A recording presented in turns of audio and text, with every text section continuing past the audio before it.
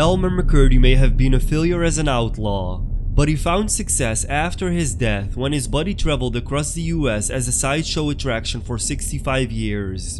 In 1976, a horrifying discovery was made at the Pike amusement park in Long Beach, California.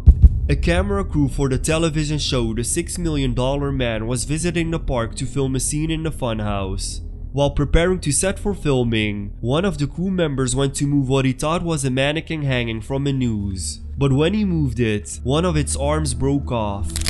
It was no mannequin. To the crew member's shock, he saw that the arm contained what was clearly a real human bone. He had broken the arm of an actual corpse. As the crew members soon learned, the body was that of Elmer McCurdy, an outlaw who had accomplished little while he was alive, but found much success as a sideshow attraction following his death. Elmer McCurdy was born to a single mother in Maine in 1880. His life got off to a bumpy start. McCurdy was an illegitimate child who never knew his father. According to the New England Historical Society, as a teen he developed a reputation as the town drunkard. When he was 20, his mother died, and McCurdy left home to seek his fortune out west, taking on plumbing and mining jobs. Then in 1907, he joined the army where he soon learned about the explosive properties of nitroglycerin. After the war, McCurdy ended up in Oklahoma with no money and a drinking problem. It was then that he began to pursue a life of crime, moving from town to town and robbing banks and trains. McCurdy often operated as the explosive guy and used nitroglycerin to melt down safes so the gang could access the money inside. But he wasn't very good at this. In 1911, McCurdy tried to rob a train near Lenupa, Oklahoma. Unfortunately for him, the explosive that he used to open the train safe ended up melting the silver that he wanted to steal.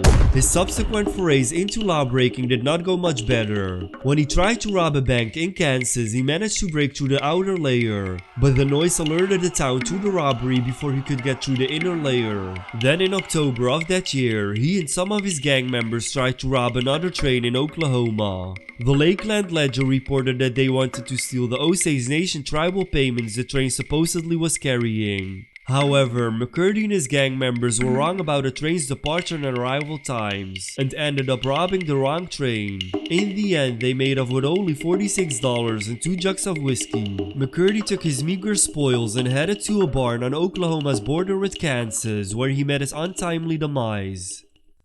When the police found McCurdy at the barn, McCurdy decided to fight. Fueled perhaps by his stolen booze, he shot at the police and the police shot back. On October 7, 1911, McCurdy was pronounced dead. His body was taken to a funeral home in Pawhuska and preserved in arsenic, but because most of his family were dead, and perhaps in part due to his criminal behavior, no one claimed the body. Eventually, however, various people would soon want to get their hands on it. The undertaker at the funeral home proved to have an unusual mind and little respect for the deceased. When no one claimed McCurdy's body, he put the remarkably well-preserved corpse on display for visitors who paid a viewing fee by putting money in McCurdy's mouth. 5 years later, a couple of carnival owners became interested in acquiring the mummified body so that they could display and profit from it themselves. While the undertaker refused to sell the body to anyone, the carnival owners suspected he would be willing to give it to Elmer McCurdy's relatives. So they showed up at the funeral home, posing as Elmer McCurdy's brothers. The undertaker believed their lie and relinquished the body, thinking the men were going to lay McCurdy to rest. Instead, the carnival owners displayed his corpse throughout the United States as a sideshow attraction, calling him the bandit who wouldn't give up.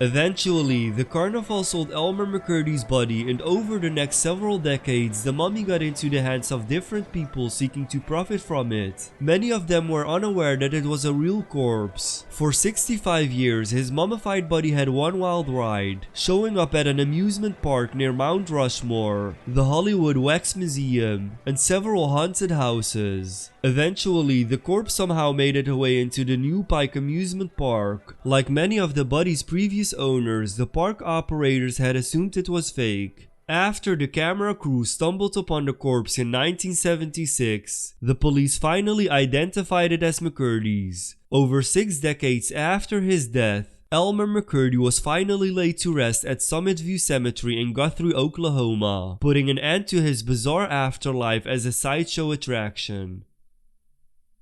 Thank you for watching. If you liked the video, be sure to click that like button. Also, don't forget to subscribe and click the bell to be notified about our latest videos.